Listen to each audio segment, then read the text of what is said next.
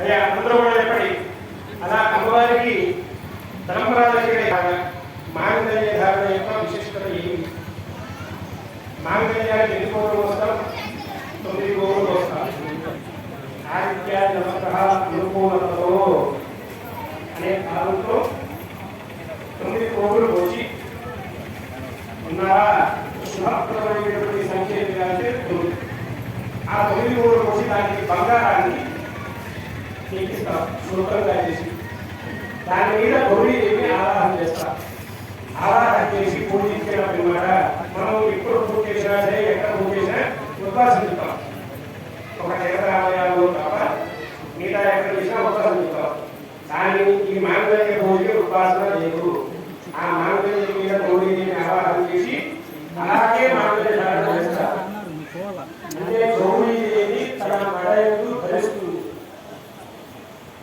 తన హృదయంలో నివాసం ఉంటుంది. అందుకని చెప్పి మాంగళ్యాన్ని ఎప్పుడూ కూడా ఎట్టి పరిస్థితుల్లో కూడా పక్కనే పెట్టరాదు. ఫ్యాషన్గా చేస్తున్నారు, ఇందులో పెడుతున్నారు, అలాంటివి చేయాలి. స్నానం చేసేటప్పుడైనా సరే సరదా స్థల ఇందు తన ప్రాణం పోయేంత వరకు కూడా ఆ మాంగళ్యాన్ని అలా ఉంచుకోవాల్సిందే. అందుకని ఆ మాంగళ్య పూజలు చేస్తారు. లోక కళ్యాణం జరగడం కోసం మాంగళ్య ధారణ అమ్మవారు చేసుకున్నారు. ఆ మాంగళ్యాన్ని మనం తీసుకుంటారు. కుంకుమ ఆ మాంగళ్యం మీద వేసి నమస్కారం చేయండి.